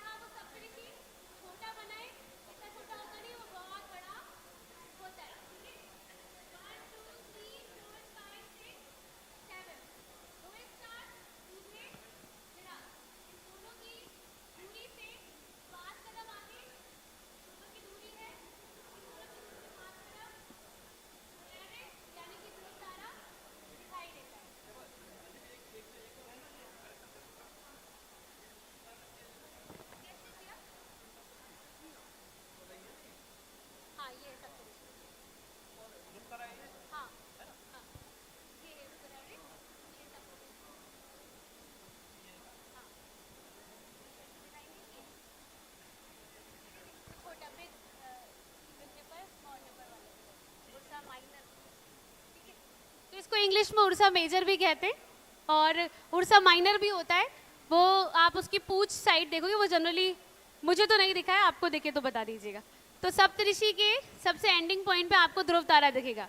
तो जो आप समुद्र में फंसे थे, ध्रुव तारे को देखकर आप नॉर्थ डायरेक्शन यानी उत्तर दिशा बता सकती है कि ध्रुव तारा हमेशा नॉर्थ डायरेक्शन में होता है। अगर उत्तर पता चल गई तो दक्षिण कहाँ होगी, उसके विपरीत, तो दक्षिण दिशा पता लग गई, आप आ सकते हो इजीली। ठीक है, तो इसको कंक्लूड करते हैं। आपको ये शो कैसा लगा? अगर अच्छा लगा है तो जोरदार तालियां बजा दीजिए। ठीक है, अंजलि और सेजल का बहुत बहुत धन्यवाद। आप दोनों ने यहाँ बच्चों को स्टेम के ऊपर खेल खेल में विज्ञान के सिद्धांतों के बारे में बहुत अच्छी इन्फॉर्मेशन दी। आप लोगों को उम्मीद अच्छा लगा होगा। भविष्य में इस तरह की एक्टिविटी यहाँ जो रीजनल साइंस सेंटर हमारा बन रहा है, लेफ्ट हैंड साइड में आप आए होंगे, देखा होगा, इस तरह की एक्टिविटी यहाँ पर भी रेगुलर चालू होंगी। तो ये जो है इसको आप वहाँ भी और आगे अच्छे फॉर्म में और इसको सीख सकते हैं, है ना। एक बार अंजलि और सेजल के लिए ताली हो जाइए दोनों। Thank you, thank you. अब नेक्स्ट हम लोग जो वर्कशॉप करने वाले हैं वो ड्रोन के ऊपर वर्कशॉप होगी। तो उसमें डेमो भी है और थोड़ा ड्रोन का कंसेप्ट। आजकल ड्रोन बड़ा फेमस है, आपको मालूम है, वार चल रहा है ना। तो ड्रोन के एप्लीकेशंस बहुत हैं, ट्रेमेंडस एप्लीकेशंस हैं, पर उसका जो कंसेप्ट है ड्रोन का, वो उसके ऊपर एक हम लोग कंसेप्ट वर्कशॉप एक 10 मिनट में करेंगे और बाकी फिर एक्सपेरिमेंटल बाहर करेंगे, ठीक है। तो मैं राम को इनवाइट करता हूँ इसके लिए।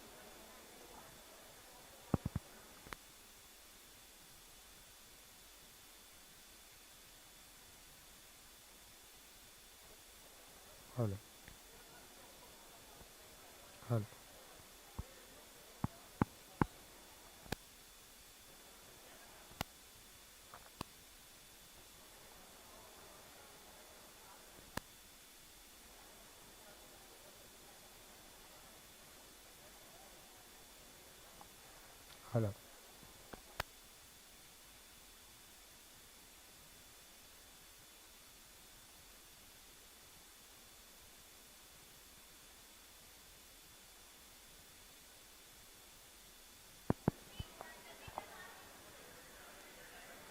Good afternoon, guys. Good afternoon, guys. Oh, great, nice. So, first of all, thank you, Bhupesh sir. उन्होंने मुझे यहाँ अपने आप को रिप्रेजेंट करने का मौका दिया. MPCST का भी बहुत शुक्रिया. देखिए, आप लोग अभी जैसा समझ रहे हैं, ड्रोन क्या होता है? ड्रोन क्या होता है? ड्रोन क्या करने वाले हैं ड्रोन से? क्या देखा आपने क्या करता है ड्रोन? अभी जैसे आप लोग देख रहे हैं, ईरान का युद्ध हो रहा है इजराइल के साथ, बोल रहे ड्रोन गिर रहा है. कैसे गिर रहा है ड्रोन?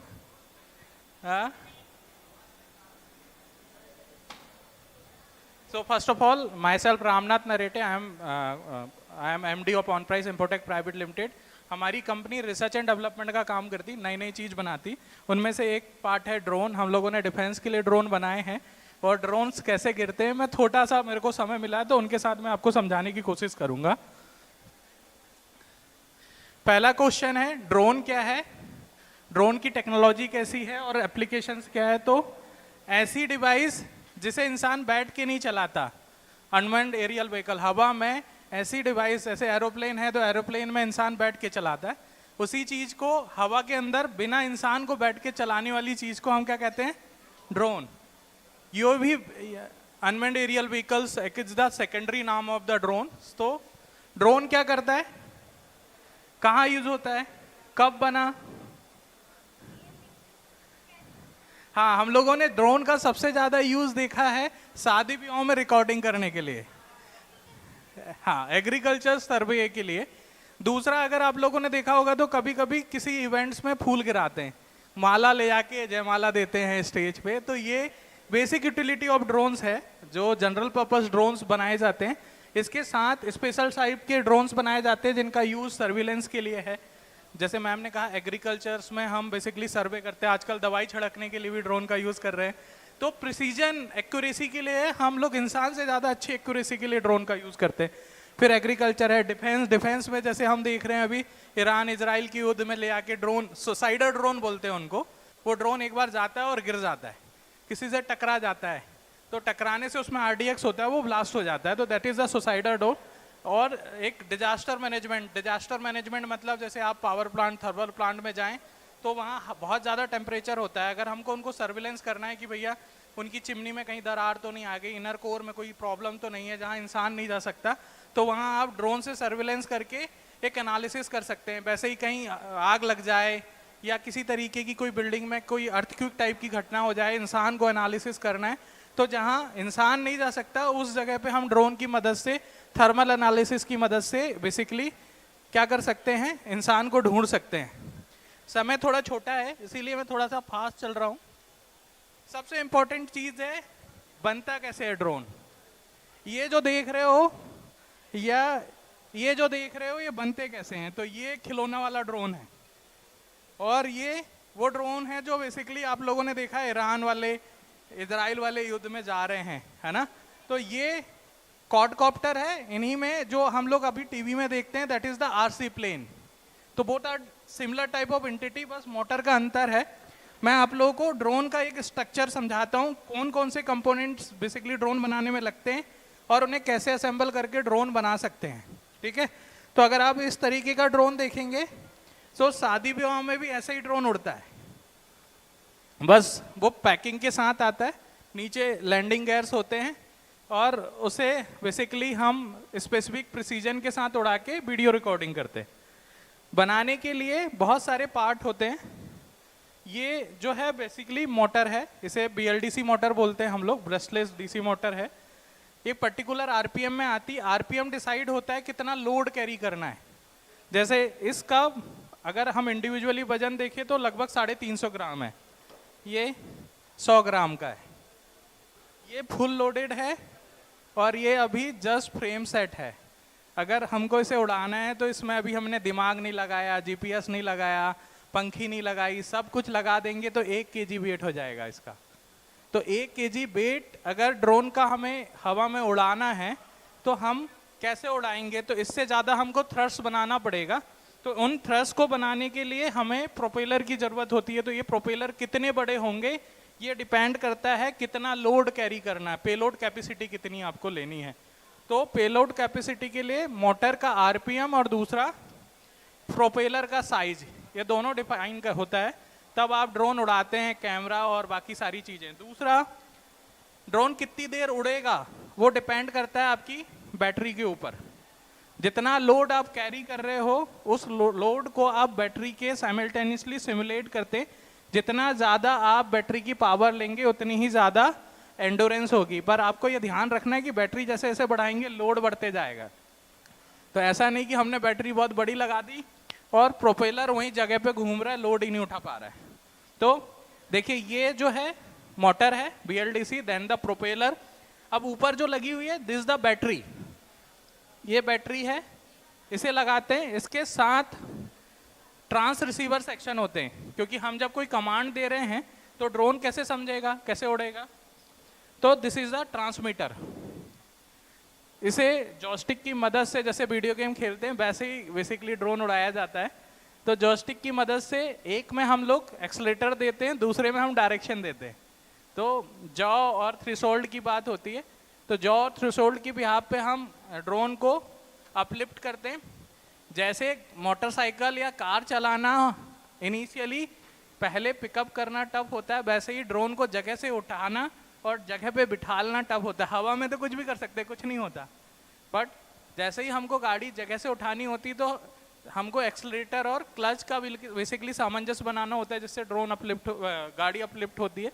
वैसे ही ड्रोन को जब आप जगह से फ्लाई करेंगे तो बहुत कम थ्रेशोल्ड के साथ आपको ऊपर अपलिफ्ट करना होता है। अब बात आती है अदर पेरिफेरल्स की। अदर पेरिफेरल्स में जैसे एक ये डिवाइस है, इस डिवाइस का यूज होता है जैसे ड्रोन ऊपर उड़ रहा है और कैमरा लगा है तो हम कैसे देखते हैं नीचे फीड।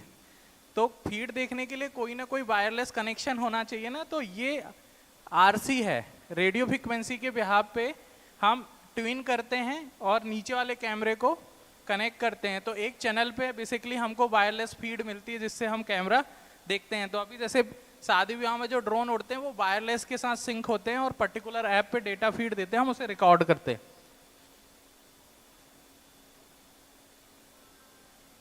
एक बहुत इंपॉर्टेंट सी चीज, मैं पिछली बार आया था ड्रोन की वर्कशॉप लेने, तो बहुत सारे बच्चों के कॉल आए थे कि सर हम ड्रोन तो बनाना चाहते हैं। कुछ बच्चों ने ड्रोन खरीद भी लिया, पहली बार फ्लाई किया, ड्रोन पलट गया, टूट गया। तो अगर आप ड्रोन उड़ाना चाहते हैं तो डायरेक्ट ड्रोन नहीं उड़ा सकते। तो ड्रोन उड़ाने से पहले आपको इस तरीके के सिमुलेटर होते हैं जो लाइक का वीडियो गेम होते हैं। तो आप अगर ड्रोन उड़ाना चाहते हैं तो ये सिमुलेटर पहले खरीद लें, उसे सिस्टम में कनेक्ट करके फ्लाइंग प्रैक्टिस करें। बहुत सारी मूवी में कहते हैं कि मैंने प्लेन कभी नहीं उड़ाया, पर वीडियो गेम में मैंने 4000 घंटे उड़ाए थे। तो वो 4000 घंटे यही हैं। इससे आपको पता चलेगा कि टेक ऑफ कैसे करना है, लैंडिंग कैसे करानी। तो जितना एफिशिएंट आप टेक ऑफ और लैंडिंग कराएंगे उतना ही एफिशिएंट ड्रोन उड़ा सकते हैं। नहीं तो पहली बार आप इस ड्रोन को ले जाएंगे, जैसे ही जॉ उठाएंगे बहुत स्पीड से ऊपर जाएगा, घबराहट में आप नीचे करेंगे, पलट के टूट जाएगा। तो कितने इंपॉर्टेंट पार्ट हैं ड्रोन बनाने के लिए। हमको चाहिए मोटर, दूसरा चाहिए प्रोपेलर, तीसरा चाहिए ट्रांस रिसीवर, ट्रांसमीटर और रिसीवर जिससे ड्रोन कंट्रोल होगा, जिसे हम कमांड करेंगे। चौथा होगा GPS। अगर GPS नहीं होगा तो ड्रोन ऐसे उड़ेगा, झूले जैसे, और अनसिक्योरिटी होगी। तो आपको GPS चाहिए। GPS क्या करता है, ड्रोन को स्टेबिलिटी देता है। तो शादी विवाह में जो ड्रोन उड़ते हैं उनमें 2-2, 3-3 GPS लगे होते हैं। अगर GPS नहीं लगा होगा तो ड्रोन उड़ा नहीं सकते as for the guideline of DGCI। DGCI क्या है, एक एविएशन अथॉरिटी है जो लाइसेंस देती है कि आप ड्रोन उड़ा सकते हो। हर कोई बंदा ड्रोन नहीं उड़ा सकता। ऐसा नहीं कि मैंने अभी वर्कशॉप दी, किसी को बहुत इंटरेस्ट आया, वो गया मार्केट में, उसने ड्रोन खरीदा और उड़ा लिया। ऐसे में क्राइम है, पुलिस वाले आके आपको पकड़ के ले जा सकते हैं। तो ड्रोन पायलट बनना बहुत ज़रूरी है। अब देखो ड्रोन में नीचे कैमरा लगा है, इस कैमरे की बेसिकली कम्युनिकेशन हमको इस्टेब्लिश करनी है। तो कैसे करेंगे, तो कैमरा वहाँ लगा के हमको एक चैनल में जो अभी मैंने डिवाइस बताई इसके साथ कम्युनिकेशन करना होता है। नीचे ये जो देख रहे हैं ये ड्रोन के लैग हैं,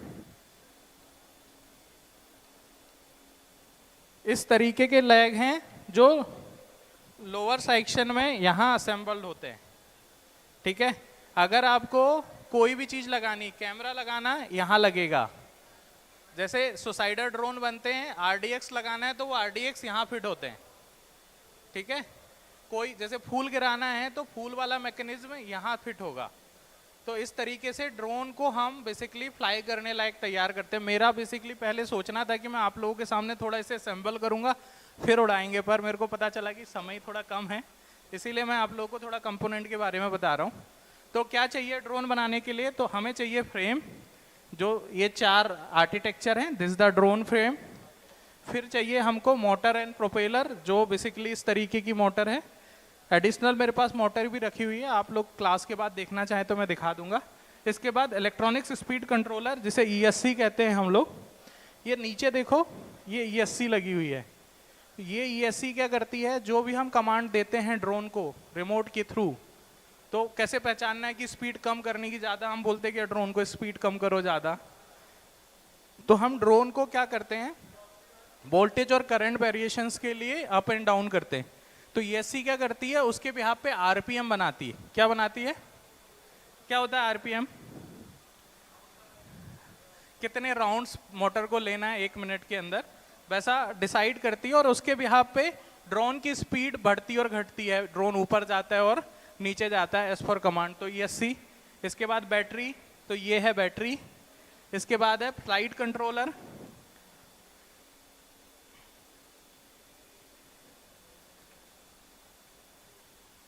ये है flight controller. Flight controller 2 channel, 4 channel, 8 channel, 16 channel ऐसे होते हैं। चैनल का क्या फायदा, देखो बेसिकली ड्रोन उड़ाने के लिए हमको 2 चैनल की जरूरत होती है। जो हम बेसिकली कम्युनिकेशन कर रहे हैं ड्रोन के साथ, तो कम्युनिकेशन करने के लिए बेसिकली बाई डायरेक्शनल कम्युनिकेशन करना है तो बेसिक 2 चैनल नीडेड होते हैं। सिर्फ ड्रोन उड़ाना है तो 2 चैनल का ट्रांस रिसीवर से काम हो जाएगा। पर जितने ज़्यादा काम कराएंगे आप, काम कराएंगे मतलब फूल गिराएंगे, कैमरे की डिग्री को रोटेट करेंगे, 360 डिग्री करना, अप डाउन करना, या और भी कोई मैकेनिज्म करना है, तो जितने मैकेनिज्म करेंगे उतने हर एक काम के लिए 1 चैनल की ज़रूरत होगी। तो आपको जब भी ड्रोन बनाना है तो आपको देखना है कि आप कितने काम करना चाहते हैं। तो जितने ज़्यादा काम करना है उतने ज़्यादा चैनल का आपको क्या चाहिए, फ्लाइट कंट्रोलर चाहिए। फिर आता है सेंसर। सेंसर मतलब GPS या और अदर डिवाइसेस।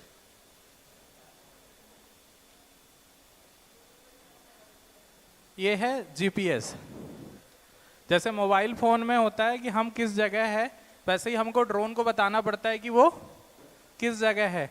तो हम GPS लगाते हैं जिससे हमको ड्रोन की स्टेबिलिटी पता चलती है। जैसे ही हम ड्रोन को बोलते हैं लेफ्ट जा, तो वो लेफ्ट जाता है करंट सिचुएशन से। अगर GPS नहीं लगाओगे तो क्या होगा, GPS लगाओगे नहीं तो ड्रोन खुद को नहीं ढूंढ पाएगा कहाँ है। हम उसे बोल रहे हैं लेफ्ट जा, हवा चल रही, वो राइट जा रहा है, तो वो हवा के साथ अपने आप को स्टेबल नहीं कर पाएगा, हवा के प्रभाव में बह जाएगा। हम ड्रोन यहाँ उड़ा रहे हैं, देख रहे हैं 1 सेकंड बाद ड्रोन हमारी नज़रों से बाहर चला गया। तो अगर आप ड्रोन में GPS लगाते हो तो जिस कमांड पे आप उसे स्टेबल करते हो वो वैसे ही उड़ता है। जैसे आप शादी ब्याह में देखते हो वो ऐसे हाथ ले जाता है ड्रोन, उसके पास आ जाता है, धीरे से उसके हाथ पे रख जाता है, उल्टा करते बंद हो जाता है। तो वो फीचर है GPS का। बिना GPS के ऐसा पॉसिबल नहीं है। तो GPS बहुत इंपॉर्टेंट पैरामीटर है ड्रोन का। फिर नीचे आते हैं IMU, अल्टीमीटर और डिफरेंट टाइप के पैरामीटर। बस 5 मिनट। तो नीचे जो लिखे हुए हैं that is the GPU altimeter. ये वो पैरामीटर होते हैं जो इसके अंदर लगे होते हैं। जैसे गायरो सेंसर, गायरो सेंसर समझते हैं आप लोग गाइस? जितनी देर ज्यादा बात करोगे उतनी लंबी क्लास चलेगी। जब तक समझ नहीं आएगा तब तक पढ़ाऊंगा मैं। तो जल्दी पढ़ने के लिए आवाज कम करनी और संवाद करना है तो मेरे से। मैं भोपाल से आया हूँ आपको पढ़ाने सिर्फ।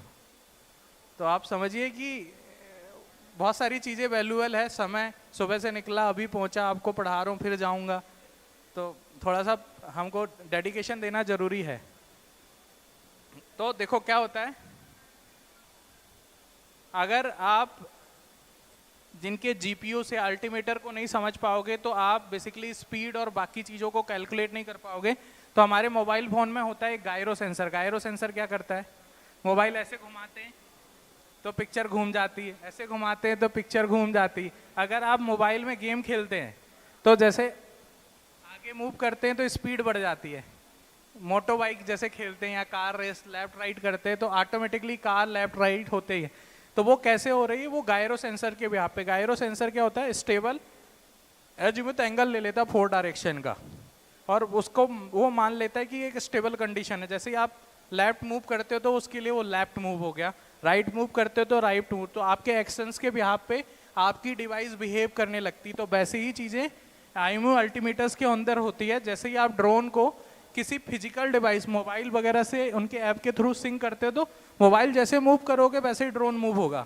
तो आप लोगों ने वो मूवी देखी है जिसमें गरुड़ उड़ाते हैं जोस्टिक के बिहाफ पे, तो जैसे वो जोस्टिक है वो बेसिकली कार के गेयर जैसे होती है ना। अब नीचे जो कम्युनिकेशन सिस्टम है, ये कम्युनिकेशन सिस्टम ड्रोन के साथ कम्युनिकेट करने की अलग अलग डिवाइस है, चाहे वो रेडियो फ्रिक्वेंसी RF बेस हो या बेसिकली और भी जैसे जिगबी है, इंफ्रारेड है, हॉटस्पॉट है। इनके थ्रू आप कोई भी कम्युनिकेशन ड्रोन के साथ कर सकते हो। इनकी रेंज है, अलग अलग तरीके की रेंज डिफाइन होती है। कोई डाउट है, what the parameter, what type of components basically needed for a making drone? क्या जरूरत है ड्रोन बनाने के लिए? बना लोगे ड्रोन? हाँ, इन सब कंपोनेंट को लेके सिर्फ आपको प्लग इन करना होता है। कोई नई चीज नहीं है ड्रोन बनाना, मतलब बहुत बड़ी इंजीनियरिंग नहीं चाहिए हमको। सारे कंपोनेंट बाजार से खरीदने हैं, बस कंडीशन याद रखना कि कौन सा कंपोनेंट खरीद रहे हो। एसएमडी खरीदोगे तो सारे एसएमडी के पार्ट खरीदने हैं, बड़े वाले खरीदोगे तो बड़े। जैसे अगर ये बनाना है तो सारे कंपोनेंट इसी के खरीदने। इसकी मोटर बहुत छोटी सी है, इसकी मोटर और बड़ी है, और अगर आप आर्मी वाले ड्रोन देखेंगे तो उनकी मोटर्स बहुत बड़ी आती है। तो सारे पैरामीटर एक सिमिलर सिमेट्री में खरीदना है। और उसके बाद ये फ्रेम्स कसे हुए हैं, सारे अलग अलग पार्ट हैं, एक दूसरे के साथ जॉइंट है। तो आप असेंबल करके ड्रोन को बाइंड करके उड़ा सकते हैं। इसमें प्रोग्रामिंग की ज़रूरत नहीं होती।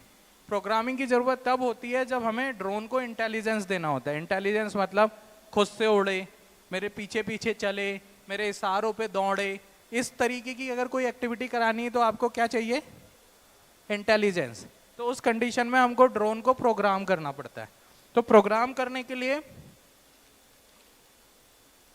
इस तरीके की ओपन कंट्रोलेबल डिवाइस होती है जो हम इसके साथ इस पे सिंक कर देते हैं और इसे प्रोग्राम करते हैं कि ड्रोन को बिहेव कैसे करना है, और उसके बिहाफ पे ड्रोन फिर जैसे जैसे हम एक्टिविटी कराते हैं उसके साथ वो बिहेव करता है। कोई डाउट है? ड्रोन बनाना समझ आया? आप लोग बना सकते हो ड्रोन? अगर कोशिश करोगे तो डेफिनेटली बना सकते हो। फिर से मौका मिलेगा तो हम दोबारा ड्रोन वाले सिनेरियो में आएंगे। अब हम देखते हैं कि ड्रोन उड़ता कैसे है। तो हम एक छोटा सा ड्रोन असेंबल करते हैं और उसे उड़ा के देखते हैं कि कैसे वीडियो फीड्स मिलती, वैसे कैसे मोटर बिहेव करती। ठीक है गाइस, थैंक यू गाइस। आते हैं हम ग्राउंड में और ड्रोन बनाने की कोशिश करते हैं।